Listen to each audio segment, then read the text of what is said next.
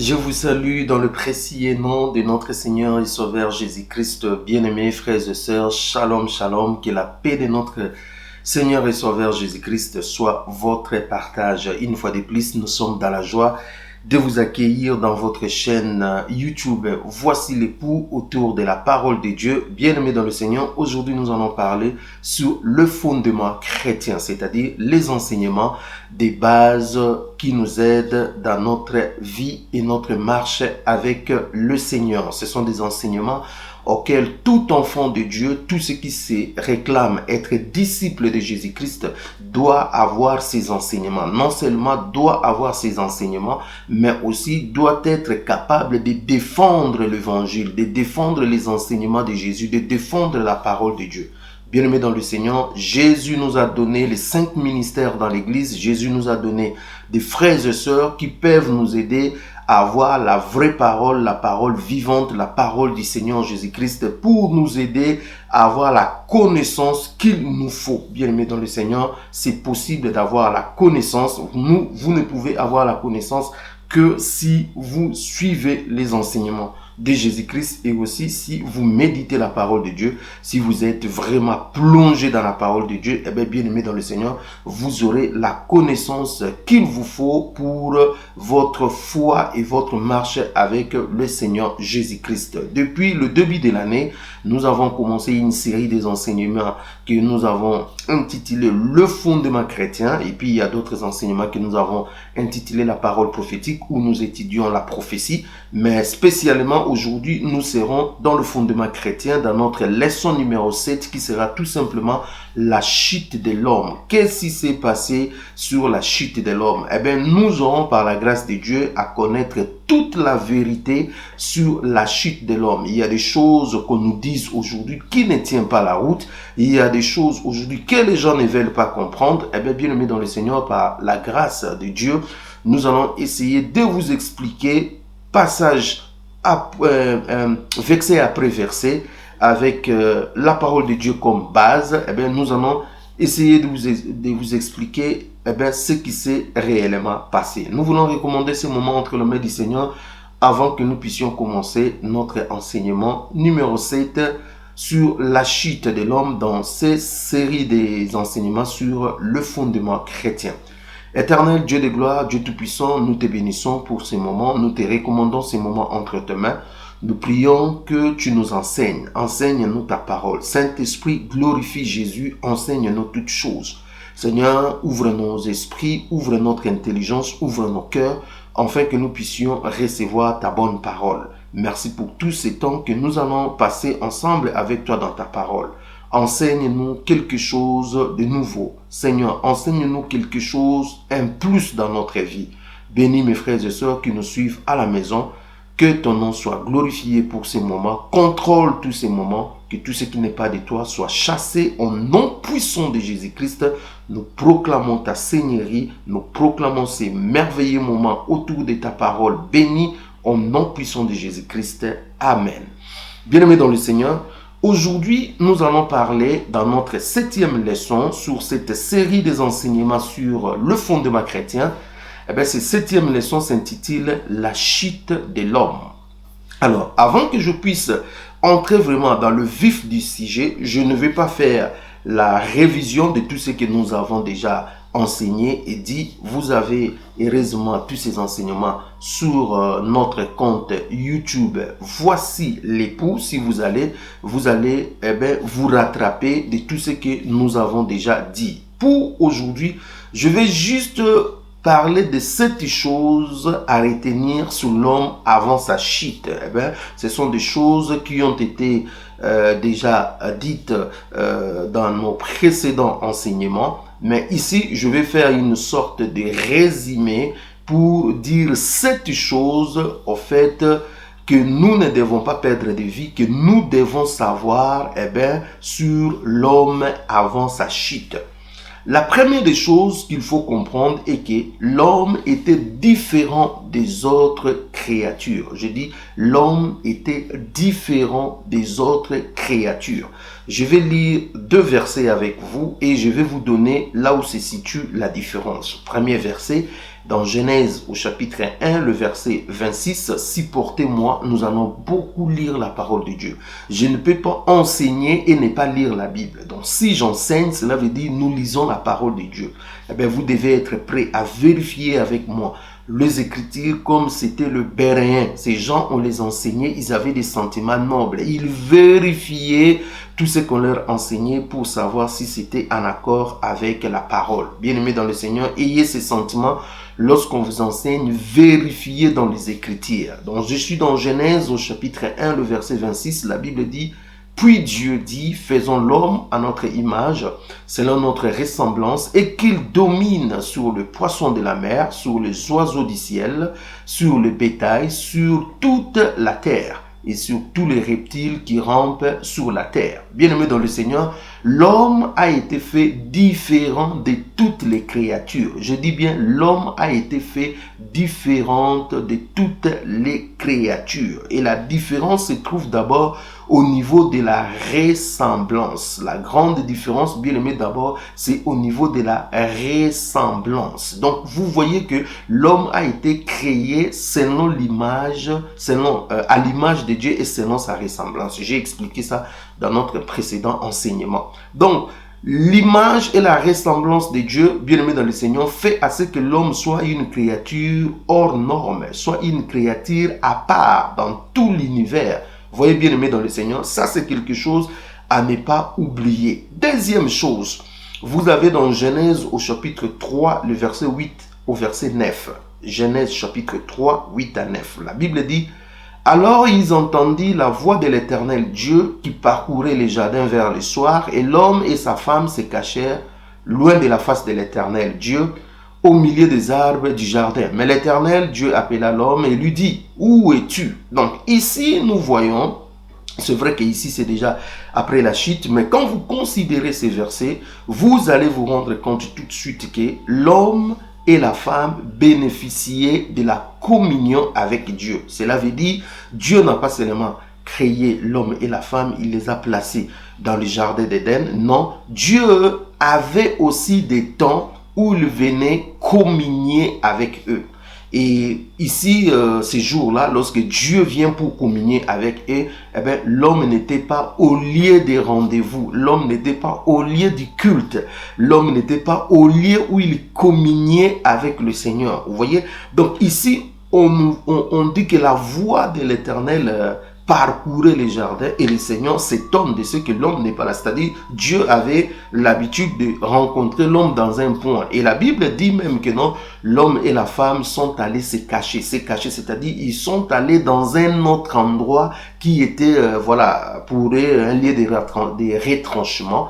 Au moment où, voilà, ils ne savaient pas que notre Dieu, on ne peut pas se cacher de lui. La Bible dit: où irai-je loin de ta face? Au fond de la mort, de la mer, tu es. Même dans le séjour des morts, Dieu est partout, il voit partout, bien aimé dans le Seigneur, on ne peut pas se cacher. Mais ici, eh bien, ces versets nous donnent seulement l'idée de comprendre que non, eh bien, Adam et Ève n'étaient pas au lieu des rendez-vous, n'étaient pas au lieu du culte, au lieu où ils communiaient avec le Seigneur. Donc ici, nous voyons que l'homme était différent des autres créatures. Non seulement il était fait à l'image et selon la ressemblance de Dieu, mais aussi l'homme jouissait de la communion avec Dieu. En fait, Dieu a créé l'homme non seulement pour, en fait, garder, cultiver les jardins d'Éden, mais c'était aussi pour communier avec lui. C'est incroyable, bien-aimé dans le Seigneur. Donc Dieu ne venait pas communier avec les lions, avec les lapins, avec les chiens, avec les requins, la baleine. Non, bien aimé dans le Seigneur, Dieu venait communier avec l'homme. Pourquoi? Parce que l'homme est à l'image de Dieu. Il est selon la ressemblance de Dieu. Je dirais même plus loin, l'homme est fait à l'espèce de Dieu. L'homme, c'est un petit Dieu. C'est tout à fait normal, bien aimé dans le Seigneur, que Dieu descende de temps à autre pour communier avec lui. Vous voyez, bien aimé dans le Seigneur, ça c'est la première des choses. L'homme était différent de toutes les créatures.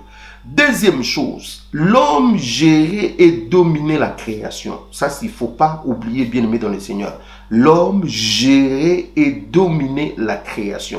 Déjà dans Genèse 1 au verset 26, là où nous avons lu, la Bible dit: Dieu dit, faisons l'homme à notre image et selon notre ressemblance, et qu'il domine. Donc l'homme a été créé pour dominer. Vous voyez bien aimé dans le Seigneur, l'homme a été créé déjà avec la capacité d'avoir des responsabilités, gérer, dominer, ainsi de suite. Donc vous voyez ici bien aimé dans le Seigneur que l'homme devait dominer, l'homme devait gérer. Et lorsque vous lisez dans Genèse au chapitre 2, 19 à 20, la Bible dit « L'Éternel Dieu forma de la terre tous les animaux des champs et tous les oiseaux du ciel, et il les fit venir vers l'homme pour voir comment il les appellerait, et afin que tout être vivant portât le nom que lui donnerait l'homme. Et l'homme donna ce nom à tous les bétails, aux oiseaux du ciel et à tous les animaux du champ. Mais pour l'homme, il ne trouva point l'aide semblable à lui. » Donc ici, nous voyons la capacité de gestion, la capacité d'administrer, la capacité de gérer, de dominer. Vous voyez bien aimé dans le Seigneur, eh bien Dieu va faire un exercice simple. Il va appeler tous les oiseaux, tous les animaux, en fait, tout ce qui était dans le jardin, il les amène à l'homme et il dit donnez-les les noms. Donc vous voyez tous ces animaux, tous ces poissons, tous ces oiseaux, c'est l'homme qui les a donné les noms, ce n'est pas Dieu.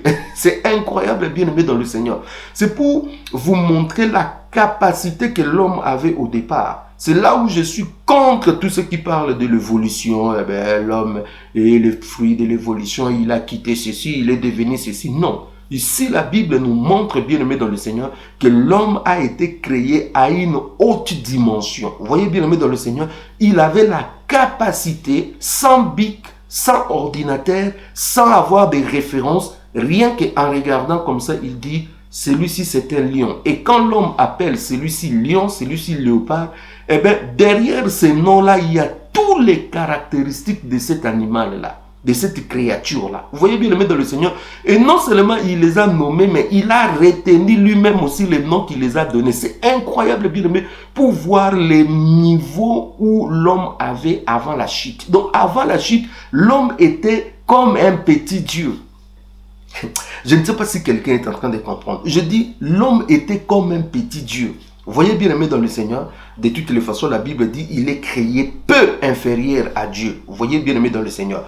Donc, bien aimé, nous voyons ici que l'homme avait la capacité de dominer, de gérer, d'administrer. Et puis, nous voyons ici, bien aimé dans le Seigneur, l'homme devait donner, devait prendre soin de toute la création que Dieu lui avait donnée. Deuxièmement, c'était, il gérait et dominait la création. Troisièmement, l'homme et la femme cultivaient et gardaient les jardins d'Éden. L'une des missions que Dieu avait données à l'homme et à la femme, c'était cultiver et garder les jardins d'Éden. L'homme devait cultiver et il devait garder les jardins d'Éden. C'était si important pour eux de cultiver et de garder les jardins d'Éden. Nous pouvons voir ça dans Genèse au chapitre 2, le verset 15. La Bible nous dit, l'Éternel Dieu prit l'homme et les plaça dans les jardins d'Éden pour les cultiver et pour les garder. Dès sa création, l'homme a été appelé au travail. L'homme a été appelé à parfaire l'œuvre de la création. L'homme a été appelé à dominer. Dominer veut dire aussi travailler. Dominer veut dire aussi prendre soin. Dominer veut dire aussi garder. Dominer veut dire aussi perfectionner. Je ne dirais pas vraiment dans le sens d'amener un plus, mais dans le sens de continuer le travail. Vous voyez bien aimé dans le Seigneur, Dieu a donné un jardin d'Éden, mais l'homme devait le cultiver. L'homme devait apporter un plus par rapport à la capacité que Dieu lui avait donnée. Vous voyez bien aimé dans le Seigneur. Donc, l'homme est pour cultiver, l'homme est pour travailler. Voilà pourquoi je dis à tous les frères et sœurs qui n'aiment pas travailler, vous ne faites pas bien. Vous êtes hors la volonté de Dieu. Parce que dès sa conception, vous voyez, l'homme est obligé de travailler. L'homme a été appelé à travailler. Donc, si vous ne voulez pas travailler, il y a un problème pour vous, bien aimé dans le Seigneur. Nous devons travailler. Vous ne pouvez pas soustraire le travail du dominer. Si vous voulez dominer, la domination passe d'abord par le travail.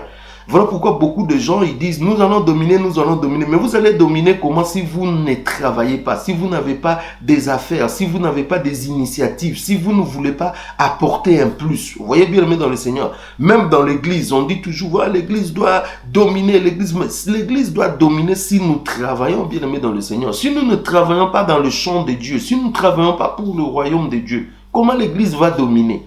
La domination passe aussi par le travail. C'est vrai que Dieu nous a donné beaucoup de privilèges. Ben, ces privilèges-là passent aussi par le travail. Quatrièmement, l'homme et la femme vivaient une vie sexuelle normalement. Eh ben, là où les Romains s'empoignèrent, eh ben, c'est ici. Donc, beaucoup de gens croient comme si l'arbre défendu par Dieu à l'homme, c'était des rapports sexuels. Et puis nous avons beaucoup de gens qui ont amené des doctrines erronées, des doctrines diaboliques, des doctrines venues tout droit de l'enfer, qui vous disent que non, eh bien, le serpent avait eu d'abord des rapports sexuels avec la femme, et ensuite la femme a eu avec Adam. Eh bien, bien aimé, tout cela ne tient pas, ça n'a rien à voir avec la Bible. Pourquoi? Parce que avant la chute de l'homme, l'homme avait déjà reçu le mandat, il avait déjà reçu du Seigneur le go pour se multiplier. Oh ben, on ne peut pas se multiplier si on n'a pas de rapports sexuels. Donc, bien aimé dans le Seigneur, dans Genèse au chapitre 1, le verset 27 à 28, la Bible dit, Dieu créa l'homme à son image, il les créa à l'image de Dieu.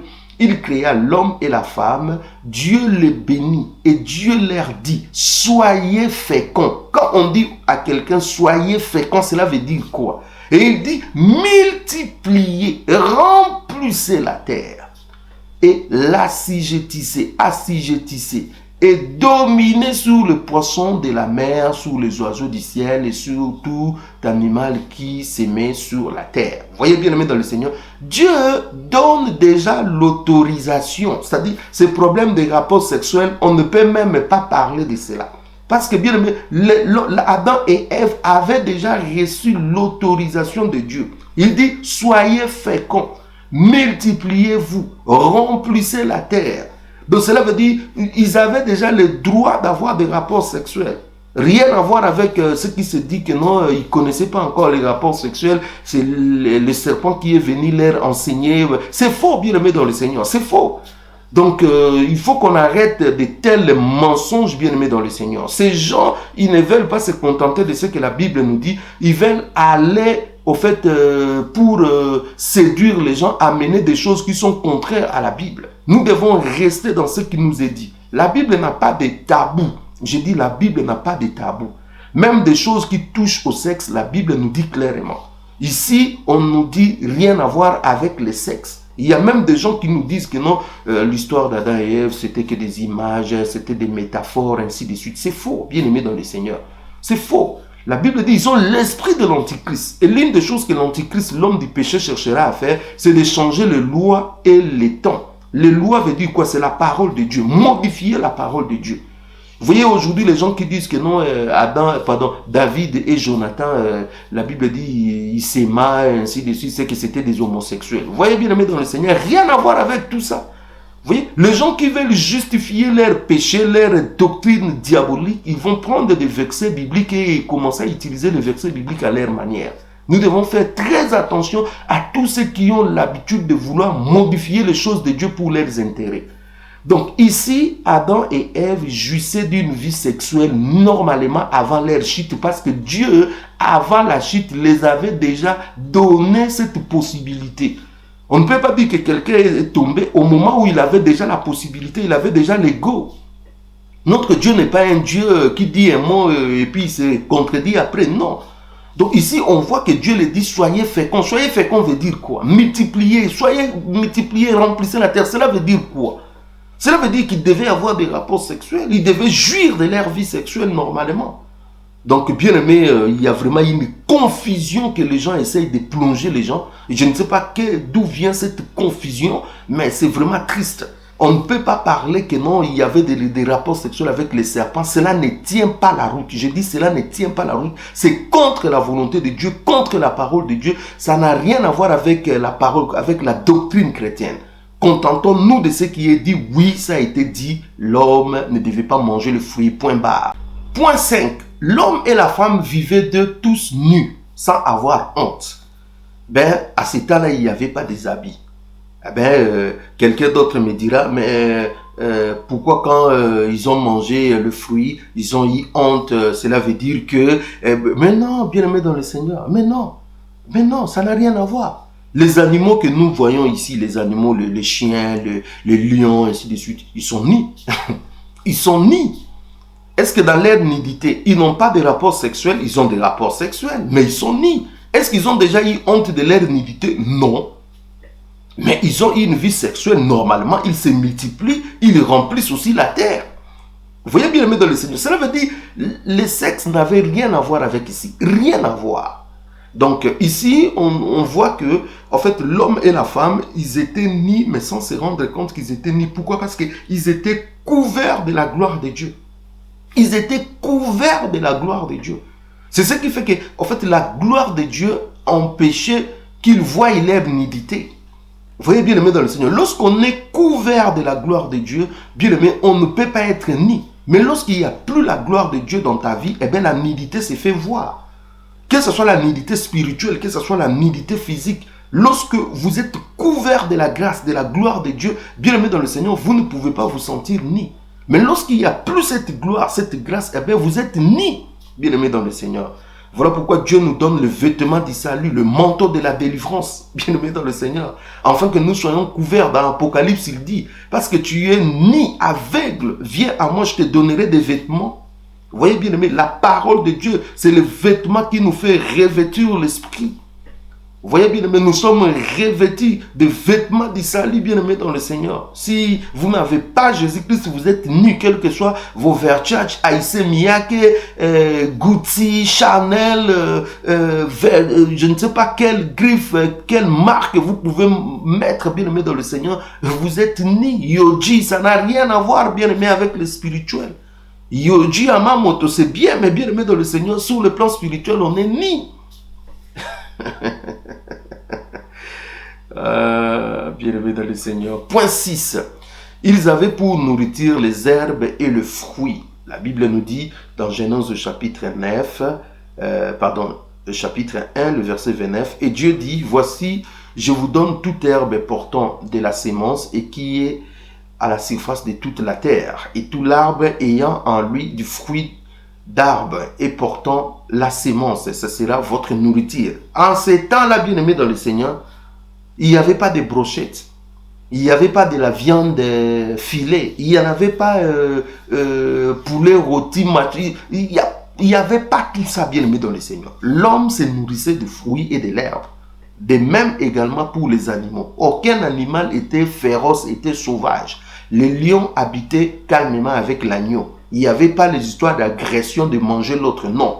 La nourriture, c'était les herbes, la nourriture, c'était le fruit. Vous voyez, bien aimé dans le Seigneur, ça c'est très très important à souligner aussi. 7e point, il n'avait aucune loi dans les jardins d'Éden, si ce n'est de ne pas manger à l'arbre de la connaissance du bien et du mal. Donc, il n'avait qu'une seule loi. Une seule loi dans les jardins d'Éden. Il n'y en avait pas 2 lois, 3 lois, non. Qu'une seule loi.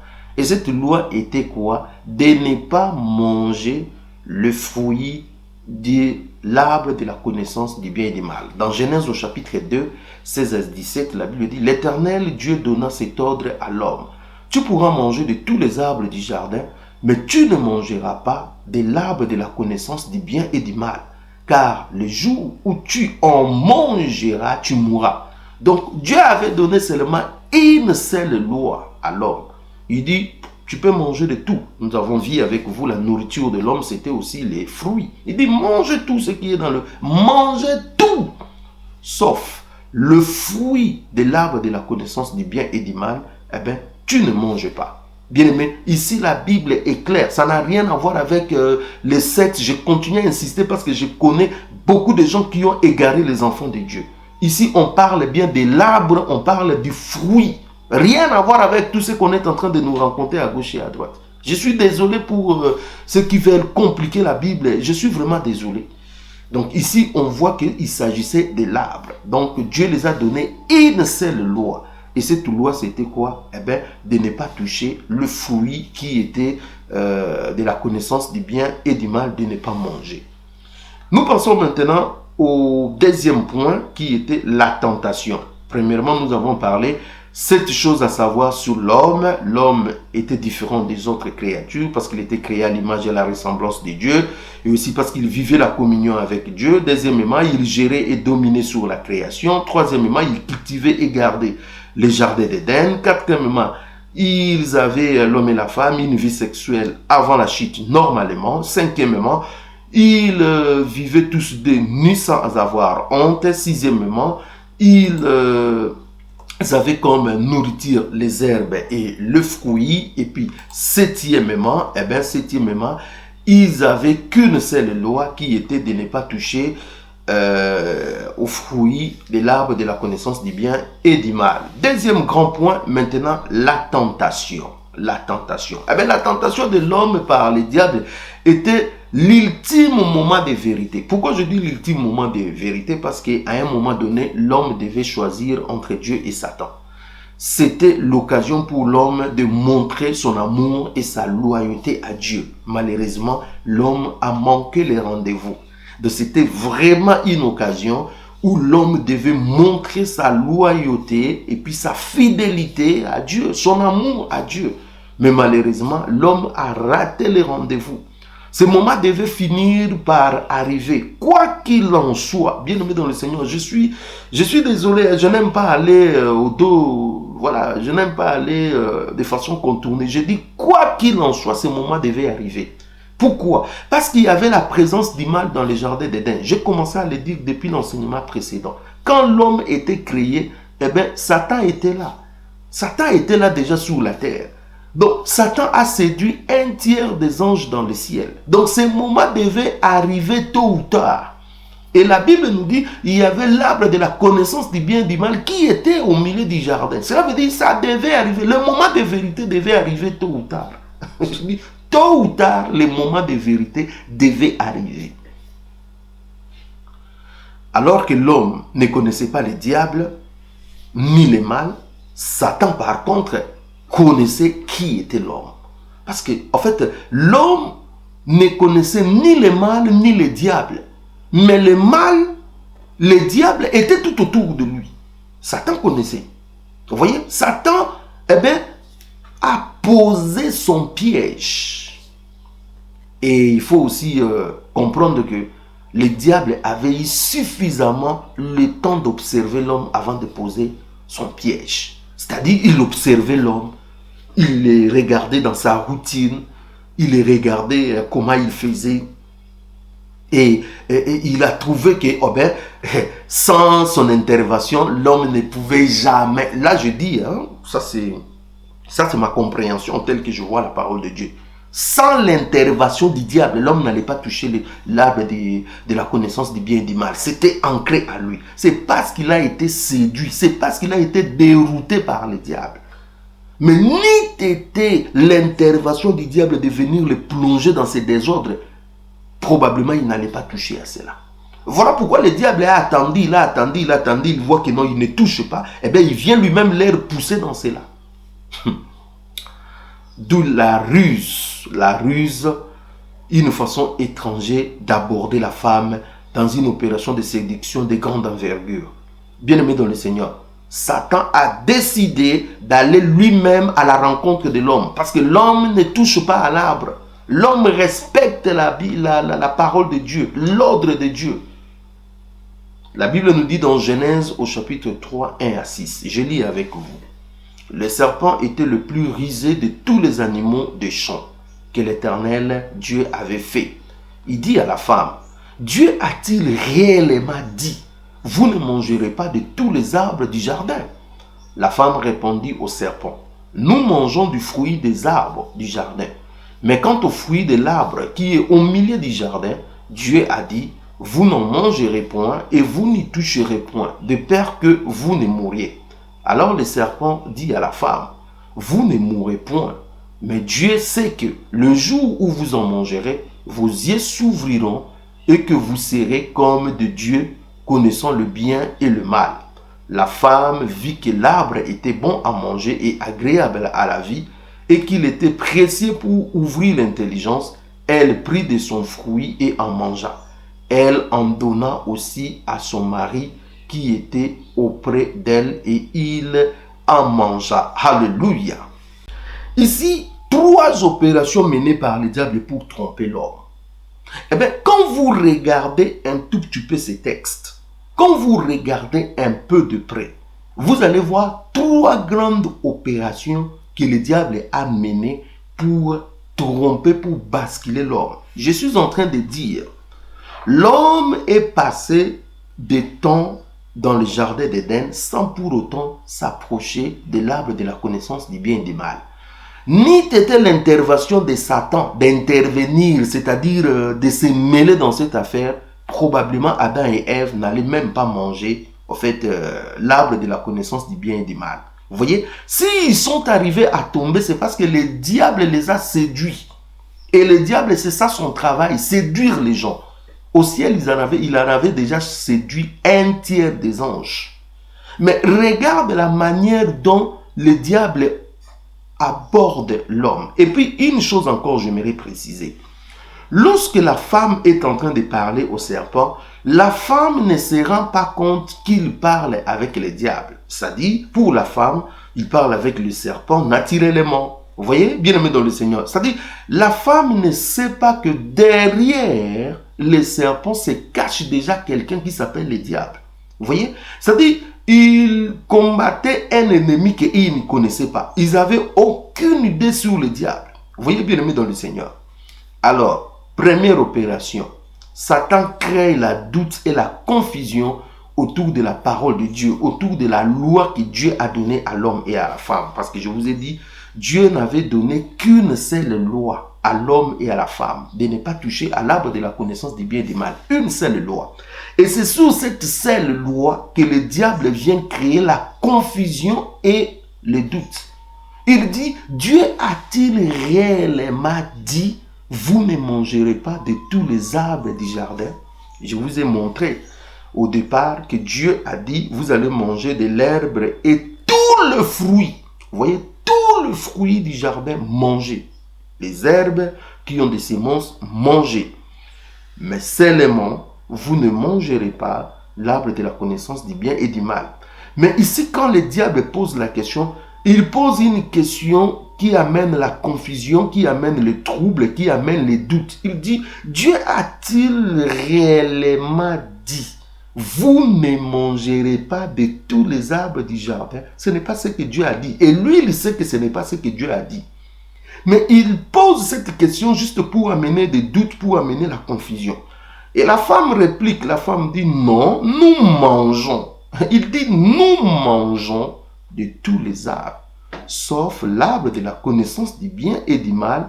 Nous ne mangerons pas, parce que le jour où nous mangerons, nous allons mourir. Vous voyez bien, aimé dans le Seigneur, il bascule vers un autre point. Il dit non, nous mangeons de tout. Mais pour ce qui concerne l'arbre de la connaissance du bien et du mal, nous ne mangeons pas cela, parce que si on touche à cela, nous allons mourir. Eh bien, le diable tombe dans une autre opération. Cette opération, cette fois-ci, c'est contredire la parole de Dieu. Contredire la loi de Dieu. Ce qui a été dit. Donc, premièrement, il amène la confusion, le trouble, il amène le doute. Deuxièmement, il fait la contradiction, c'est-à-dire le diable vient contredire la parole de Dieu. Il dit, Dieu dit, le jour où tu en mangeras, tu mourras certainement. Le serpent dit à la femme, vous ne mourrez point. C'est une contradiction. Dieu dit, vous allez mourir certainement. Eh bien, le diable dit non, vous n'allez pas mourir. Donc, il crée la contradiction. C'est exactement bien aimé ce que le diable fait dans nos vies. Le diable, quand il vient, il sème d'abord le doute, il sème d'abord la confusion, il sème le trouble autour de la parole de Dieu. Il vous fait chambourder les versets, il vous fait embrouiller les versets. Ensuite, il commence à contredire la parole de Dieu. Il s'élève en adversaire, il s'élève en opposition. Vous voyez, c'est exactement ce qu'il a fait au ciel. C'est ce qu'il a fait au ciel, bien aimé dans le Seigneur. il a commencé à faire la confusion dans la tête des anges. Ensuite, il a commencé à contredire la parole de Dieu au ciel. C'est ce que le diable a fait. Bien-aimé dans le Seigneur, il dit non, vous n'allez pas mourir. Dieu dit vous allez mourir. Lui dit non, vous n'allez pas mourir. C'est exactement. Dieu dit les péchés amènent à la mort. Eh bien, les gens nous disent les péchés n'amènent pas à la mort. Dieu nous dit que ça va tuer. Les gens disent non. En fait, les gens contredisent. Toute personne qui va contredire Dieu, eh bien aimé dans le Seigneur, il est tout simplement animé de l'esprit du diable. Lorsque Dieu dit ça, non. Vous dites non. La science nous dit c'est ça, c'est possible. Eh bien, vous êtes en train de contredire Dieu. Et parce que vous êtes en train de contredire Dieu, vous allez porter de lourdes responsabilités, bien-aimés dans le Seigneur. Bien-aimés, faisons attention de ne pas contredire. Aujourd'hui, nous sommes dans un monde qui contredit la parole de Dieu. Dans un monde qui contredit Dieu, qui contredit les lois de Dieu. Les gens croient qu'ils sont plus intelligents pour corriger Dieu. Les gens croient qu'ils sont plus intelligents pour rectifier ce que Dieu a dit. Eh bien, ils ne font que le jeu du mal, le jeu du malin, le jeu du diable. Ils sont déjà tombés dans le piège. Vous voyez, il a contredit Dieu. Troisième opération, Satan fait à l'homme une promesse qui paraît vraie. La promesse paraît vraie, mais en réalité, qui cache les conséquences néfastes. Donc, ça devient une demi-vérité. Il dit quelque chose qui paraît vrai, mais car ça cache les conséquences. Vous voyez? Donc, ça devient une demi-vérité. Il y a seulement la partie vraie qui est visible et la partie conséquence n'est pas visible. Ça, c'est très, très important, bien-aimé. Écoute ce qu'il dit. Il dit, vous serez comme des dieux. Il dit, les jours où vous en mangerez, vous serez comme des dieux, connaissant les biens et les mal. Eh bien oui, effectivement, lorsque Adam et Ève ont mangé le fruit, ils sont devenus comme des dieux. La Bible nous dit dans Genèse au chapitre 3, le verset 22. Lisez ça. Genèse au chapitre 3, le verset 22. L'Éternel Dieu dit, voici l'homme est devenu l'un de nous, comme l'un de nous, pour la connaissance du bien et du mal. Et effectivement, lorsque l'homme a mangé le fruit de l'arbre de la connaissance du bien et du mal, eh bien, bien-aimé dans le Seigneur, il est devenu l'un comme Dieu. Et la Bible confirme ça. Dieu confirme et il dit, voici l'homme est devenu comme l'un de nous, pour la connaissance du bien et du mal. Donc, ce côté-là, c'était vrai. Mais j'ai dit que c'était une demi-vérité. La demi-vérité est que les côtés mal, eh bien, le diable ne les avait pas montrés. Vous allez devenir comme Dieu, oui, mais tout en perdant l'identité de Dieu. Ah oui, ils sont devenus comme des dieux connaissant le bien et du mal, mais ils ont perdu l'identité de Dieu. Je vais revenir. Troisième point, la chute de l'homme. Premier grand point, je parlais de 7 points à retenir de ce qui a été l'homme avant la chute. Deuxième grand point, je parlais de la tentation. Troisième grand point, je parle de la chute de l'homme. En regardant de près la manière dont le diable a tenté l'homme et la femme, bien-aimés dans le Seigneur, nous nous rendons compte que le diable procède toujours à son vieux système, à son vieux tactique d'attaquer l'homme à 3 dimensions, d'attaquer les créatures de Dieu à 3 dimensions, c'est-à-dire dans la dimension des corps, dans la dimension de l'âme et dans la dimension de l'esprit. Je dis bien, le diable procède toujours à son tactique, à sa technique, à sa stratégie d'attaquer l'homme dans la 3 dimensions. Première dimension, le corps. Deuxième dimension, le cœur que nous appelons l'âme. Et la 3e dimension, c'est l'esprit. Donc, en attaquant l'homme, le diable a soumis à la tentation les 3 parties de l'homme. Toutes les 3 parties de l'homme ont été soumises à la tentation. Et c'est de la même façon aussi le diable a fait avec Jésus-Christ. Je vais rapprocher les 2 tentations, vous allez voir. Donc, c'est-à-dire l'esprit, l'âme et le corps. Et cette technique l'apôtre Jean nous l'a dit dans 1 Jean au chapitre 2, le verset 16. 1 Jean au chapitre 2, le verset 16. Car tout ce qui est dans le monde, la convoitise de la chair, la convoitise des yeux et l'orgueil de la vie, ne vient point du Père, mais vient du monde. Car tout ce qui est dans le monde, la convoitise de la chair, la convoitise des yeux et l'orgueil de la vie, ne vient point du Père, mais vient du monde. Donc voilà les trois dimensions où le diable essaye d'attaquer. Première dimension, il parle de la convoitise de la chair. Ça, il sollicite la chair, le corps. Deuxièmement, la convoitise des yeux. Ça, il sollicite l'âme, le cœur. Et puis, troisièmement, il nous parle de l'esprit, l'orgueil de la vie. L'orgueil de la vie, c'est-à-dire l'esprit. C'est-à-dire comment est-ce que l'homme est en train de chercher à prendre la place de Dieu. Alors, regardons de près comment est-ce que l'homme a été tenté.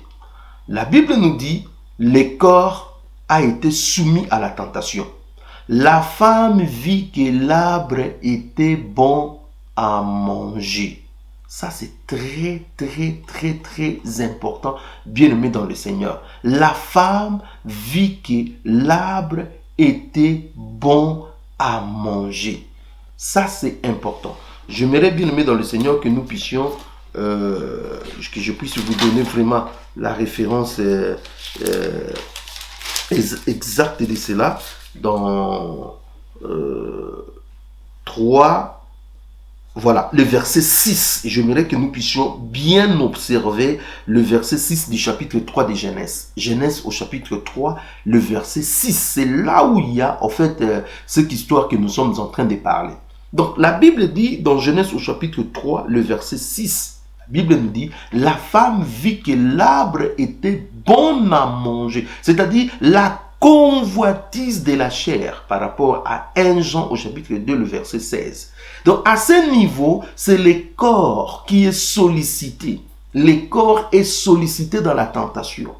Vous voyez, il soumet le corps à la tentation. C'est exactement ce qui s'est fait avec Jésus dans Luc au chapitre 4, 3 à 4. Le diable lui dit, si tu es le Fils de Dieu, ordonne à cette pierre qu'elle devienne du pain. Vous voyez bien aimé dans le Seigneur, première dimension de la tentation, lorsque le diable est venu tenter Jésus, c'était au niveau du corps.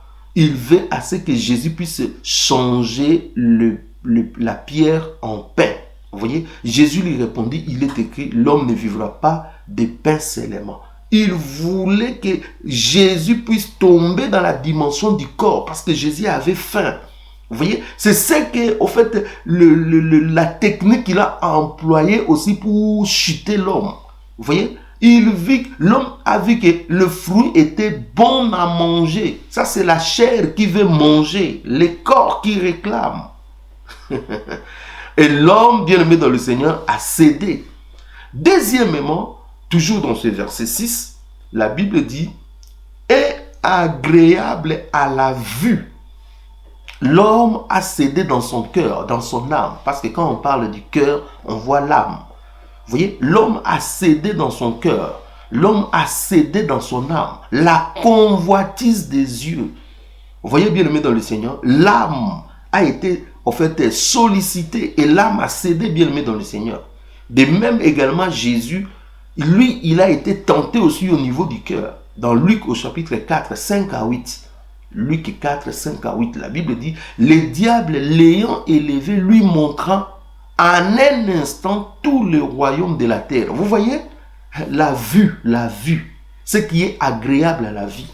Il lui montre en un instant tout le royaume de la terre et lui dit, je te donnerai toute cette puissance et la gloire de ces royaumes, car elle m'a été donnée et je la donne à qui je vais. Si donc tu te prosternes devant moi, elle sera tout à toi. Jésus lui répondit, il est écrit, tu adoreras le Seigneur ton Dieu et tu le serviras lui seul. Jésus a eu des parades pour en fait résister et chasser les tentations du diable.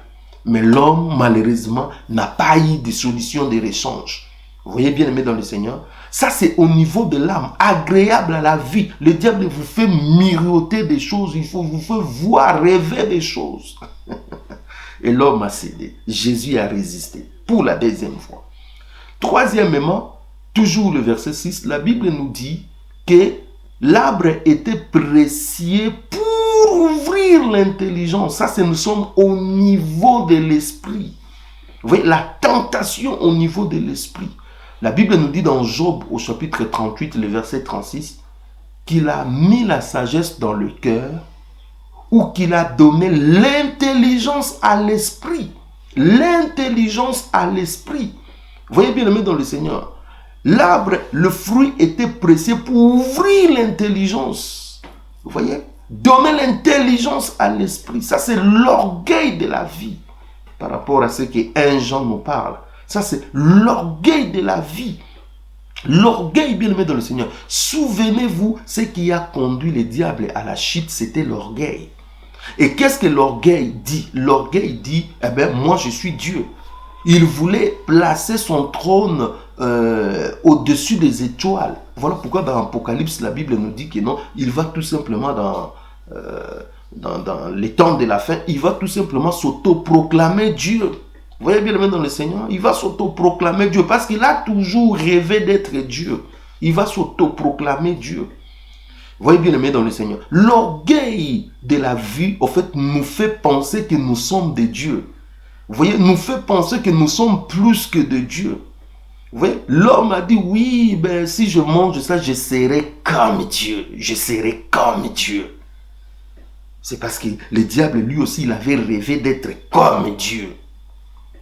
Vous voyez bien aimé dans le Seigneur. Et c'est de la même façon, il a tenté aussi Jésus dans Luc 4, 9 et le verset 12. Écoute ce qui est dit.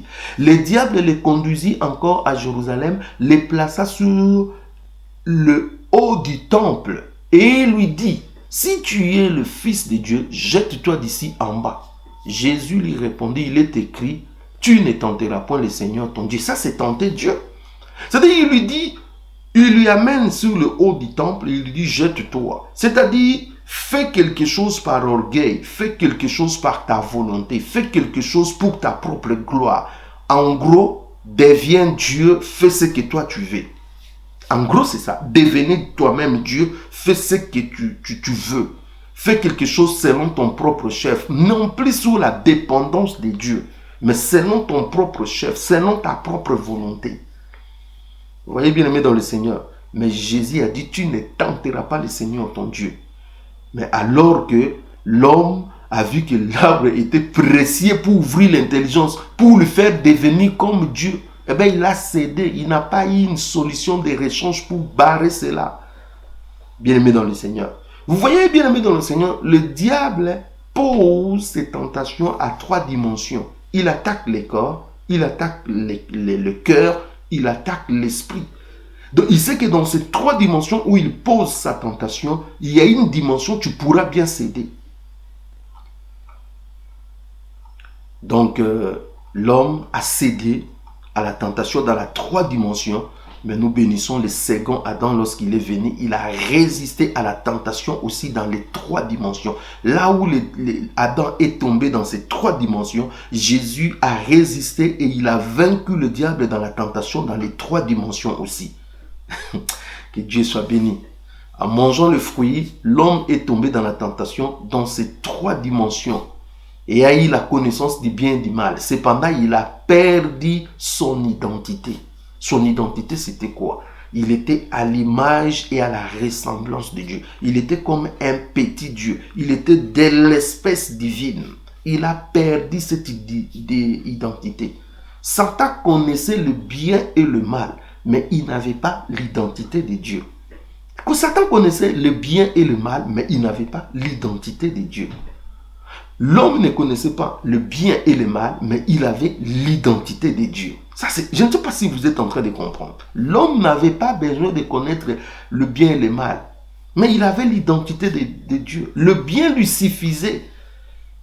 Satan qui connaissait le bien et le mal n'avait pas l'identité de Dieu. Et comme il voit que l'homme a l'identité de Dieu, lui, il brille de jalousie, il brille de quelque chose qui lui pousse. Non, il faut lui arracher cela. Voilà, bien aimé dans le Seigneur, au finish, l'homme est devenu comme Satan. Les deux connaissent le bien et le mal, mais ils n'ont plus l'identité de Dieu. Satan n'avait pas l'identité de Dieu au départ, et l'homme qui avait l'identité de Dieu au départ, il en a perdu. Au final, les deux connaissent le bien et le mal sans avoir l'identité de Dieu. L'homme a perdu ce qui était de plus précieux dans sa vie, l'identité de Dieu.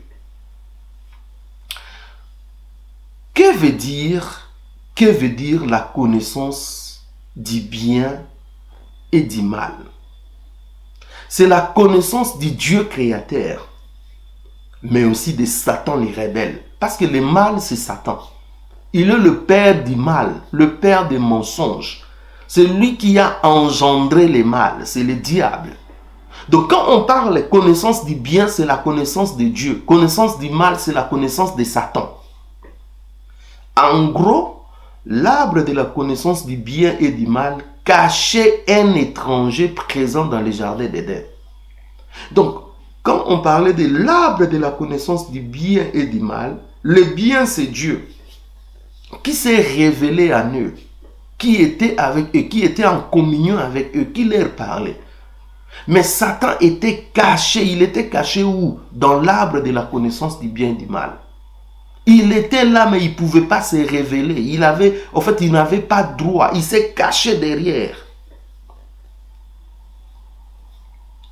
Il faut bien comprendre cela, bien aimé dans l'Éternel. Et l'Éternel Dieu dit, lorsque, l'homme a péché, écoute ce que l'Éternel pose la question à Adam. Il dit, et l'Éternel Dieu dit, qui t'a appris que tu es né? Lorsque Adam dit, j'ai entendu ta voix et je suis allé me cacher. Écoute la question que Dieu lui pose. Qui t'a appris que tu es né? Qui t'a appris que tu es né? Est-ce que tu as mangé de l'arbre dont je t'avais défendu à manger? Je ne sais pas si vous êtes en train de comprendre cette question. Qui t'a appris que tu es né? Est-ce que tu as mangé de l'arbre dont je t'avais défendu? C'est-à-dire, tu ne peux apprendre que tu es né si tu manges l'arbre de la connaissance du bien et du mal. C'est là où tu peux apprendre que tu es né. Sans cela, tu ne peux pas.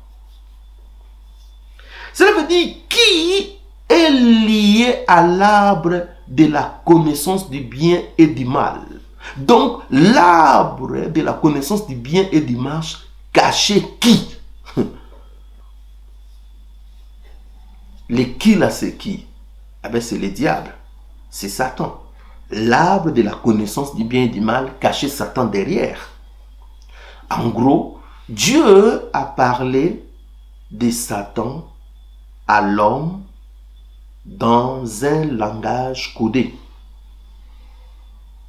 Dans un langage codé. Cela veut dire, même lorsque Ève parlait avec le serpent, dans la tête d'Ève, elle parle avec un serpent, alors que le débat n'était même plus avec un serpent, c'était avec un étranger. C'était avec un étranger. C'était avec un étranger. Bien aimé, c'est terrible. Qui égale Satan? Qui t'a appris que tu es né? Je sais que vous êtes en train de comprendre ce que je suis en train de dire. Que veut dire vous serez comme des dieux? Cette expression veut tout simplement dire vous allez penser, agir et vivre selon vos propres choix et décisions. C'est ça. Être comme Dieu. Penser, agir dans la liberté. Selon vos propres choix, selon vos propres décisions. Dans l'indépendance totale. Bref, dans la rébellion contre Dieu. Vous avez le droit de dire non, je ne veux pas. De subir les conséquences. C'est ça, être comme des dieux. En conclusion, la chute de l'homme est le résultat de son échec devant la tentation. La chute de l'homme est le résultat de quoi? De son échec devant la tentation. De sa désobéissance à l'unique loi que Dieu lui a donnée. De sa manque de fidélité et de loyauté à la parole de Dieu. De l'opportunité qu'il avait devant lui pour affirmer son amour et son attachement à Dieu. Il a échoué. Il a fait un très mauvais choix. Malgré sa nature divine, malgré tous les privilèges que Dieu lui a donnés, eh bien, l'homme n'a pas pu faire le choix judicieux de continuer à rester dans l'obéissance. Il a tapé à côté. À cause du péché, les portes du mal s'est à présent ouvert dans le monde. Toute l'humanité, tous les descendants d'Adam et Ève sont confrontés au choix entre le bien et le mal. Ça, c'est ce que nous appelons le principe universel du choix. J'ai écrit un livre sur le principe universel du choix où toutes les créatures doivent faire le choix entre le bien et le mal. Donc, bien aimé dans le Seigneur, nous voyons que l'homme a tout simplement échoué. Et pourquoi l'homme a échoué? Parce que tout simplement, l'homme s'est laissé embrouiller par le diable. L'homme n'a pas su résister au diable comme Jésus a résisté à Satan. L'homme a prêté attention. Bien aimé, faites, c'est pour cela, fouillez la mauvaise doctrine, fouillez les faux enseignements. Vous accordez votre oreille au diable. Vous accordez un temps au diable. Bien aimé dans le Seigneur, il peut vous faire des dégâts incroyables. Il peut amener les doutes, la confusion, le trouble dans ce que vous connaissez. Le diable peut, bien aimé, contredire la parole de Dieu. J'ai vu des prédicateurs qui vous disent ce que la Bible vous dit ici, ce n'est pas vrai. En fait, la Bible voulait dire ça. Bien aimé dans le Seigneur, vous contredisez la Bible et les gens acclament. Mais les gens sont tout simplement possédés, ils sont tout simplement animés de l'esprit du diable pour contredire la parole de Dieu. Et troisièmement, le diable vous dit quelque chose. Regardez tous ceux qui vont chez les charlatans, ceux qui vont chez le marabout, ceux qui vont chez ces gens qui procurent la courte joie. J'appelle ça la courte joie. Hein, c'est ceux qui font des fétiches, ainsi de suite. Ils leur disent des choses en partie. Il te dira des bonnes choses. Non, si tu fais ça, tu auras de l'argent. Si tu fais ça, tu auras la gloire. Si tu fais ça, tu auras ceci, cela. Exactement. En fait, le diable a toujours procédé de la même manière. La même chose qu'il a fait avec les anges, il les a séduits. C'est la même chose qu'il a fait aussi avec l'homme. Une petite vérité, mais le gros mensonge est caché derrière avec les conséquences. Mais après, il va pas te dire que non, tu vas commencer à sacrifier les gens. Il va pas te dire que tu vas passer l'enfer avec lui, l'éternité avec lui dans les lacs de feu. Il va pas te dire comment tu vas souffrir, comment tu vas être abandonné de Dieu. Il te dira pas tout ça, bien aimé dans le Seigneur. Il te dit seulement une petite vérité. Non, vous serez comme des dieux. Oui, vous serez comme des dieux, mais à quel prix? Après avoir que Dieu va vous abandonner, après avoir que vous n'aurez plus rien avec Dieu, après avoir que vous aurez perdu l'identité de Dieu. Vous suivez ce que le diable vous dit, mais vous suivez avec quel prix? Quelles sont ses conséquences, bien aimés dans le Seigneur? Je vais demander à ceux qui sont loin de Dieu de revenir à Dieu. Ceux qui ont été trompés, revenez à Dieu. Éloignez-vous de toutes les personnes qui vous amènent une autre version des choses qui se sont passées au jardin d'Éden. Éloignez-vous de toutes les personnes qui veulent compliquer la Bible. Dieu a tracé des choses simples pour notre édification. Mais les hommes dans leur folie commencent à nous dire des choses qui ne tiennent pas. Bien-aimés dans le Seigneur, maintenant vous connaissez la manière dont le diable attaque ces jeux, comment il amène le désordre de la confusion, comment il soumet notre corps, notre esprit, notre cœur dans la tentation. Vous pouvez maintenant vous appuyer sur la parole de Dieu pour le résister, parce que la Bible nous dit résister lui avec une foi ferme. Or la foi vient de ce qu'on entend vient de la parole de Dieu. Cela veut dire résister lui avec la parole de Dieu, avec une parole ferme, comme Jésus-Christ quand le diable lui disait il est écrit, lui aussi lui répondant il est aussi écrit. Il répondait il est aussi écrit. Si vous ne faites pas attention avec le diable. Il va vous séduire, comme il a séduit les un tiers des anges, comme il a séduit Adam et Ève, et il continue à séduire. Mais je bénis le Seigneur parce qu'en Christ Jésus, nous sommes plus que vainqueurs. Vous avez la possibilité aujourd'hui de lui résister et de marcher dans la victoire. Que Dieu vous bénisse, bien-aimés dans le Seigneur, pour ces temps que nous avons passés sur la chute de l'homme. Merci parce que vous avez été nombreux à nous suivre et je sais que cet enseignement vous a fait beaucoup de bien. Nous allons prier pour vous, vous recommander entre les mains du Seigneur. Éternel Dieu de gloire, Dieu Tout-Puissant, merci pour cet enseignement. Merci parce que tu as éclairé tes enfants, tu les as fait beaucoup de bien. Nous te bénissons pour ce temps que nous avons passé dans ta présence. Merci Seigneur pour ta parole. Aide-nous Seigneur à avoir une foi ferme. Aide-nous Seigneur à être victorieux dans nos tentations. Aide-nous Seigneur à ne pas céder. Lorsque le diable vient avec « il est écrit », que nous aussi que nous puissions dire « il est aussi écrit ». Que nous ne puissions pas lui donner notre oreille. Que nous puissions être fidèles, loyaux à ce que toi tu nous as donné. Merci Seigneur parce que tu accordes à tes enfants la victoire. Si Adam a chuté, nous bénissons le Seigneur parce que le second Adam, Jésus-Christ, n'a pas chuté. Et il nous donne, nous ses disciples, la possibilité de ne pas chuter, de marcher dans la victoire. Merci Seigneur pour ces instants. Béni sois-tu pour tout, au nom puissant de Jésus-Christ. Amen. Frères bien-aimés dans le Seigneur, soyez grandement bénis. Merci pour tous ceux qui ont suivi cette vidéo. Merci, que Dieu vous bénisse. Merci pour ceux qui nous soutiennent, ceux qui sont là pour nous encourager, ceux qui nous apportent tous ce que nous en avons besoin sur le plan matériel et sur le plan financier pour répandre l'évangile de notre Seigneur et Sauveur Jésus-Christ jusqu'aux extrémités de la terre. Soyez grandement bénis. Nous vous bénissons. Si le Seigneur tarde à venir, nous reviendrons vers vous avec un autre enseignement sur le fondement biblique, le fondement chrétien. Soyez bénis et restez dans la paix du Seigneur. Au nom de notre Seigneur et Sauveur Jésus-Christ. Amen.